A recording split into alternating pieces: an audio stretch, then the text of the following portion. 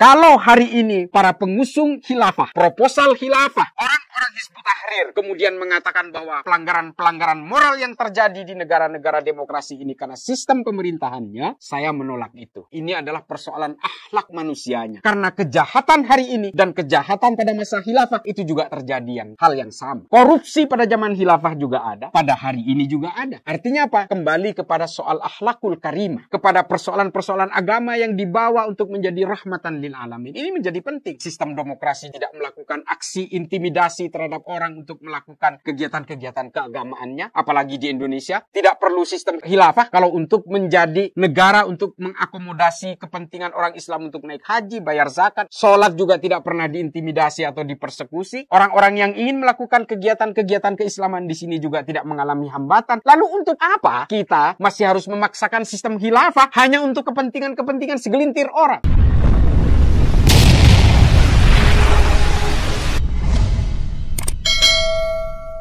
Assalamualaikum warahmatullahi wabarakatuh. Belakangan ini saya dapat sebuah video yang dihantarkan oleh salah seorang penggerak dari Hizbut Tahrir yang selalu mengajukan proposal khilafah untuk diterapkan di negara ini. Namanya kalau tidak salah Agung Wisnuwardana. Ada pidato yang di situ membuat semacam intercept terhadap cara berpikir orang bahwa hari ini zakat tidak diwajibkan, tapi pajak diwajibkan. Terus kemudian Homer justru bebas di sini, sementara kehidupan-kehidupan Islami ini seolah-olah tidak menjadi kewajiban. Banyak sekali di situ disampaikan. Nanti para pemirsa bisa lihat cuplikannya di dalam video ini juga. Apa sih hukumnya zakat? Wajib? Wajib ya? Tapi hari ini ternyata hukum zakat itu jadi mubah. Bayar zakat boleh, tidak bayar zakat juga. Yang wajib bayar. Nah, betul itulah, yang wajib bayar pajak hari ini. Bapak dan Ibu, saya tanya yang kedua. Boleh tanya yang kedua? Hukumnya menutup aurat bagi wanita muslimah pakai jilbab, pakai kerudung, hukumnya naon? Hari ini mubah Bapak Ibu.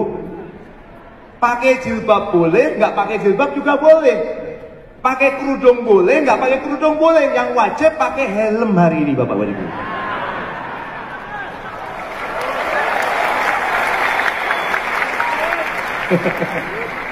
Pertanyaan ketiga. Apa hukumnya miras? Miras minuman keras hukumnya naon? Haram? Tapi mengapa hari ini pabrik-pabrik minuman keras legal? Atas nama pemerintah.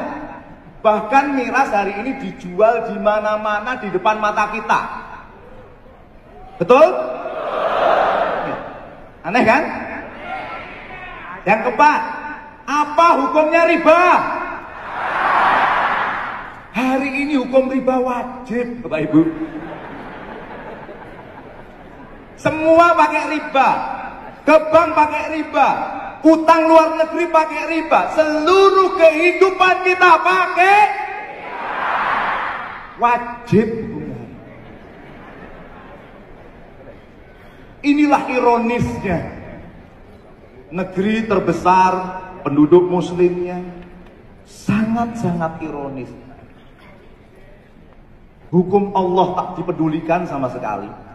Aturan-aturan Allah tak dipedulikan sama sekali. Halal haram, buang ke tempat sampah. Kacau? Inilah yang disebut sekularisme. Apa Bapak Ibu? Sekali lagi apa? Ya, sekularisme. Pemisahan agama dengan kehidupan. Pemisahan agama dengan kehidupan bernegara dan berbangsa. Yang saya contohin tadi hanya sifatnya pribadi. Tapi coba bayangkan, hari ini kebijakan-kebijakan publik kita juga lahir dari sekularisme. Pemisahan agama dari kebijakan publik. Apa yang terjadi akhirnya? Kalau tadi cuman ya tidak, Begitu sekularisme lahir dalam kebijakan publik, hancurlah ekonomi negeri ini, hancurlah politik negeri ini, jadilah mafia kejahatan. Bapak dan Ibu sekalian, Anda sepakat? Anda sepakat? Oke. Tapi yang ingin saya berikan gambaran di sini adalah bahwa sebuah sistem politik, baik itu khilafah ataupun demokrasi ataupun monarki. Khilafah di dalam Islam, ini catatan penting ya, bahwa sistem politiknya berubah-ubah. Mulai dari sistem yang namanya sistem syuro, kemudian berubah ke mamlakah, berubah ke ahlul halli wal aqdi pada zaman Bani Abbasiyah. Ini juga memiliki tantangan, kelebihan, dan kekurangannya masing-masing. Kurang lebih sama seperti demokrasi yang kita lakukan hari ini. Ada juga demokrasi yang membawa mudorot. Ada juga dari sisi demokrasi yang membawa satu angin positif tentang bagaimana suara dari satu orang itu dihargai. Vox populi, vox dei, dan sebagainya. Ada one man, one vote, dan sebagainya. Ini adalah sistem demokrasi yang memiliki kelebihan dan kekurangan juga. Nah, oleh karena itu, kalau kita kemudian menganggap bahwa kehidupan khilafah itu adalah kehidupan yang sangat islami, saya juga menolak itu. Karena bagaimanapun, pada zaman khilafah ini kita tahu semua, kalau yang diprotes adalah soal pajak tadi, memangnya di zaman khilafah juga tidak ada pajak? Ada, selain zakat, ada juga jizyah yang dikenakan kepada orang-orang non-Islam. Ada juga fai, ada juga orang-orang kabilah-kabilah yang melewati sebuah teritori itu juga dimintain pajak oleh mereka. Nah, ini juga yang dipakai oleh para khalifah ketika itu untuk membiayai tentara-tentaranya mereka, dan juga berbagai pengeluaran-pengeluaran dari negara itu juga dibiayai oleh pendapatan-pendapatan non-zakat ini. Nah, ini yang harus kita ketahui bahwa zakat maupun pajak ini juga banyak produknya pada zaman itu. Pada zaman khilafah itu juga banyak sekali kutipan yang diambil dari berbagai elemen masyarakat, misalnya dari pedagang yang melewati sebuah teritorial dan sebagainya. Termasuk juga harta rampasan perang, ini juga dilakukan untuk membiayai tentara-tentara yang berperang. Salah satu yang harus kita ketahui adalah contoh, ketika Bani Umayyah gagal menarik pajak dari masyarakatnya, karena dia mempunyai aturan ketika itu, Bani Umayyah punya aturan bahwa orang yang masuk Islam tidak ditarik pajak. Sehingga apa yang terjadi? Banyak yang mengatakan bahwa keruntuhan Bani Umayyah itu karena tidak ada lagi penghasilan pajak yang diambil oleh negara, sehingga Bani Umayyah tidak sanggup memulangkan setengah dari jumlah tentaranya ketika mereka ditugaskan ke pegunungan Kaukasus Utara.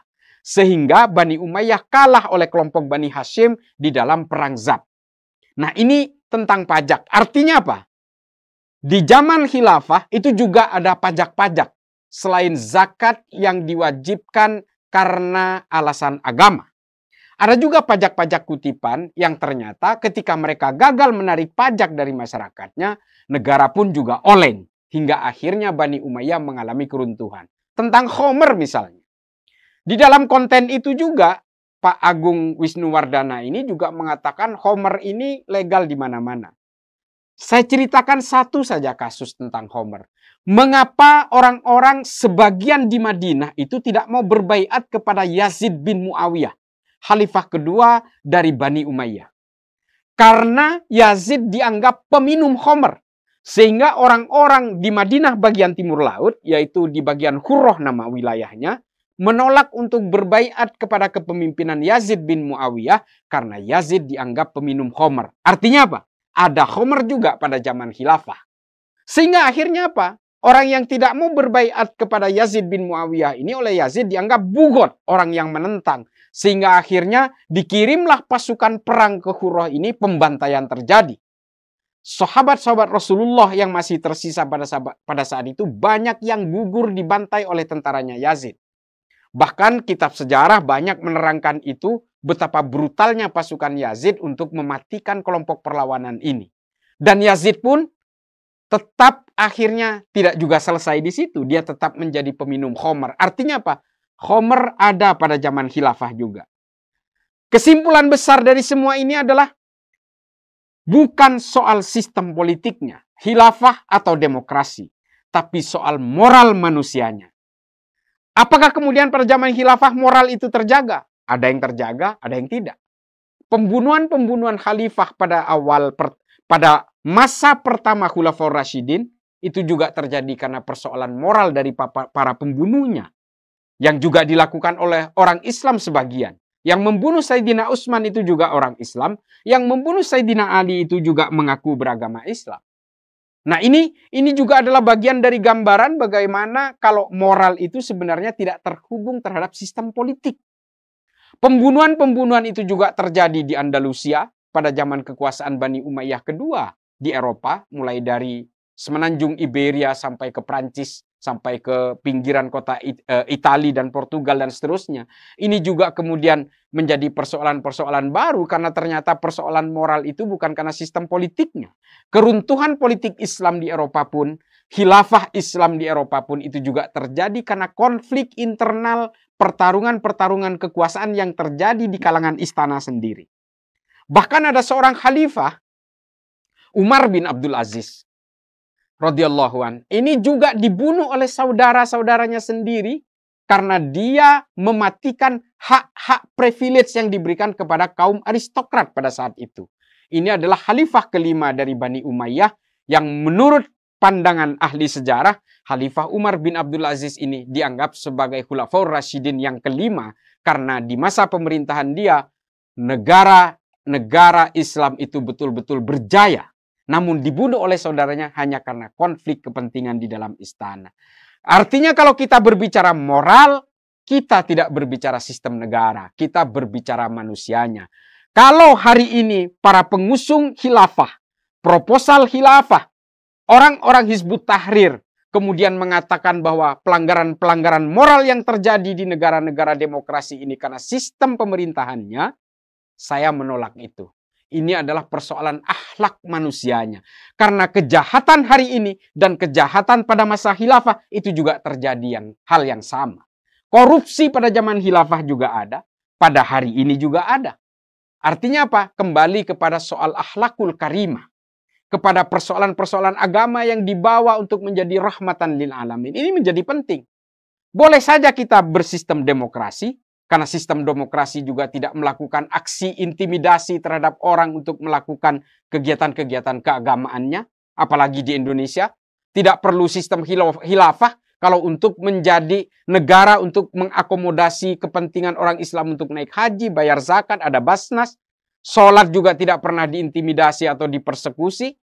Orang-orang yang ingin melakukan kegiatan-kegiatan keislaman di sini juga tidak mengalami hambatan. Lalu untuk apa kita masih harus memaksakan sistem khilafah hanya untuk kepentingan-kepentingan segelintir orang? Saya kira ini semua tergantung dari bagaimana kepentingan itu berlanjut. Orang-orang yang hari ini memaksakan bahwa Indonesia harus bersistem khilafah karena dia sudah terjebak di dalam sebuah industri gerakan politik. Mereka mencari makan di situ. Mereka mencari hidup di situ. Mereka mendapatkan penghasilan dari wacana-wacana yang disebarkan ke seluruh masyarakat bahwa negara ini harus bangkit dengan khilafah supaya kemakmuran itu bisa terjadi. Baldatun thayyibatun wa rabbun ghafur bisa terjadi di negara ini. Come on. Khilafah sendiri tidak mampu untuk menghidupkan dan membela dirinya sendiri. Khilafah ini adalah sistem yang hanya mengalami masa kejayaannya 600 tahun yang lalu kemudian ingin kita usung ke hari ini untuk dijayakan kembali. Sementara peradaban manusia sudah berganti. Geopolitik dan geoekonomi sudah berubah. Nah, ini yang kemudian harus kita pahami bahwa persoalan moral dan akhlak manusia tidak terlalu terhubung langsung dengan sistem politik yang ada. Apakah kemudian karena Arab Saudi tetap mengatakan undang-undangnya berdasarkan Al-Quran dan Sunnah, di sana tidak ada kejahatan koruptif? Tidak ada kejahatan pidana? Masih banyak. Masih banyak sekali. Apakah di negara-negara hari ini yang menggunakan sistem al-mamlakah, sistem kerajaan yang mengacu kepada hukum undang-undang buatan Tuhan, apakah tidak ada kejahatan? Kalau kita berbicara moral, mungkin kita bisa berkaca ke negara-negara di Nordik. Negara-negara yang dekat dengan kutub utara seperti Finlandia, Islandia, Norwegia. Justru tingkat kejahatannya paling rendah di dunia. Padahal mereka tidak menggunakan hukum buatan Tuhan, tidak mengenal agama bahkan. Artinya apa? Kita kembalikan semua itu kepada moralnya masing-masing. Kita menggunakan demokrasi Pancasila. Sepanjang kita bisa menjaga moral, sepanjang kita menghargai manusia lainnya, maka pelanggaran-pelanggaran moral itu juga bisa menjadi positif. Moral-moral manusia bisa menjadi positif tergantung dari aturan-aturan yang ada di dalam negara itu. Tidak perlu kita kembalikan ke masa khilafah karena khilafah juga penuh dengan coreng-moreng pelanggaran pidana, pelanggaran moral pada masanya. Jadi kalau kemudian ada beberapa pengusung Hizbut Tahrir yang mengatakan bahwa mari kita tegakkan khilafah supaya bangsa ini menjadi makmur, supaya moral kita terjaga. Come on, kita juga tahu tentang sejarah-sejarah khilafah. Kita juga tahu bagaimana pelanggaran-pelanggaran kemanusiaan itu terjadi. Perang Hurrah, perang Zab. Ini kan juga adalah contoh yang paling nyata. Lahirnya kelompok Khawarij ini juga lahir pada masa khilafah. Perpecahan yang terjadi di Andalus, di Granada, di Alhambra, dan seterusnya. Ini juga terjadi karena persoalan-persoalan moral yang mengkhianati dari perjuangan kekuasaan itu sendiri. Padahal semuanya berbasiskan agama. Apakah zaman khilafah tidak ada kejayaan? Ada. Adanya Baitul Hikmah. Penemuan-penemuan di dalam Islam juga karena faktor kekuasaan pada saat itu. Di bawah pemerintahan Islam. Artinya, kalau kita berbicara tentang sistem politik, pasti ada kelebihan dan kekurangannya. Apapun sistem politiknya. Entah itu khilafah, entah itu kerajaan, entah itu juga demokrasi, entah itu sistem pemerintahan seperti yang dilakukan oleh para pemeluk agama Katolik hari ini. Sama saja. Ini soal moral saja sebenarnya. Oleh karena itu, jangan pernah terpengaruh oleh hasutan-hasutan yang hanya ingin menjejalkan pemikiran-pemikiran ideologi transnasional yang datang dari negara luar sana, yang berusaha dipaksakan kepada bangsa kita, di mana bangsa kita sudah terbiasa hidup guyup, berdampingan, toleran, dan sejak dulu kita diajari oleh para ulama kita, bahwa kita harus membela negara, membela tanah air, apapun bentuk gangguannya. Kita harus jaga al-asobiyah kita, kesepakatan bersama kita yang bernama Pancasila. Sama seperti anjuran Kanjeng Nabi Rasulullah SAW ketika memimpin di Madinah, meminta semua rakyat Madinah untuk menjunjung tinggi kesepakatan bersama yang bernama Piagam Madinah. Piagam Madinah itu kurang lebih sama dengan apa yang kita kenal di negara kita yang bernama Pancasila. Asobiyahnya Madinah pada zaman Rasulullah bernama Piagam Madinah, dan asobiyahnya Indonesia pasca kemerdekaan itu adalah Pancasila. Jangan ada pengkhianatan terhadap kesepakatan bersama bangsa ini. Wallahul muwaffiq ila aqwamit thoriq. Assalamualaikum warahmatullahi taala wabarakatuh.